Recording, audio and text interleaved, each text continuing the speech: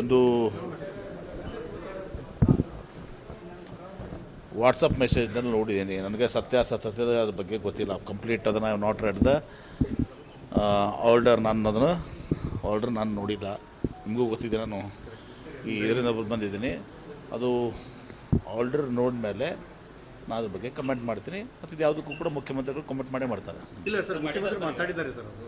ಮುಖ್ಯಮಂತ್ರಿ ಮಾತಾಡಿದ್ದಾರೆ. ಈ ರೀತಿ ಏನಾಗಿದೆ ಅದ್ರ ಬಗ್ಗೆ ಏನು ದಾಖಲಾತಿಗಳೇನು ಬರ್ತಾರೋ ಅದು ಕೊಡಲಿ ಕೋರ್ಟ್ಗೆ. ಎಲ್ಲದಕ್ಕೂ ನಾನು ಸಿದ್ಧ ಇದ್ದೀನಿ. ಅದ್ರ ಬಗ್ಗೆ ನಾನು ತನಿಖೆ ಮತ್ತು ಅವರು ಹೇಳಿದಾರಲ್ಲ ಸರ್, ಈ ರೀತಿ ಬಿಜೆಪಿ ಅವರು ಆರೋಪ ಮಾಡ್ತಾರೆ, ರಾಜೀನಾಮೆ ಕೊಡಲೇಬೇಕು, ಕೊಟ್ಟೆ ಎದುರಿಸಬೇಕು ಅಂತ ಹೇಳಿ ಮಾಡ್ತಾರೆ. ಯಾರು? ಈಗ ಬಿಜೆಪಿ ಅವರು ಸರ್, ವಿಜೇಂದ್ರ ಕೂಡ ಎಲ್ಲರೂ ಕೂಡ ಮಾತಾಡಿದ್ದಾರೆ. ಕುಮಾರಸ್ವಾಮಿ ಅವ್ರಿಗೆ ರಾಜೀನಾಮೆ ಕೊಡಿಸ್ರಿ, ಆಮೇಲೆ ನೋಡೋಣ ಅಂತ. ಅಲ್ಲ ಅಂದ್ರೆ ರಾಜೀನಾಮೆ ಕೊಟ್ಟೆ ತನಿಖೆ ಮಾಡಬೇಕು ಅಂತ ಯಾಕೆ?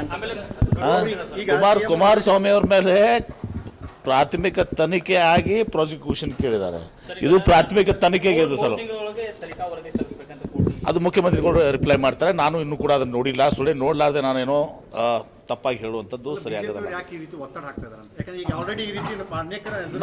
ನನಗೆ ಜಜ್ಮೆಂಟ್ ನೋಡಿ ಇಲ್ಲ ಇನ್ನೂ ತನ. ನನಗೆ ಈ ರೀತಿ ತನಿಖೆಗಳನ್ನ ಎದುರಿಸಿಕೊಂಡು ಅಧಿಕಾರದಲ್ಲಿದೆ, ತನಿಖೆಯನ್ನು ಎದುರಿಸ್ತಾ ಇದ್ದಾರೆ. ಬಟ್ ಸಿಎಂ ಅವ್ರಿಗೆ ಮಾತ್ರ ರಾಜೀನಾಮೆ ಕೊಡಲೇಬೇಕು ಅಂತ ಒತ್ತಡ ಹಾಕ್ತಾ ಇದ್ದಾರೆ. ಅಯ್ಯೋ, ಯಾರು ರಾಜೀನಾಮೆ ಕೊಡ್ತಾರೆ ಹೋಗ್ರಿ?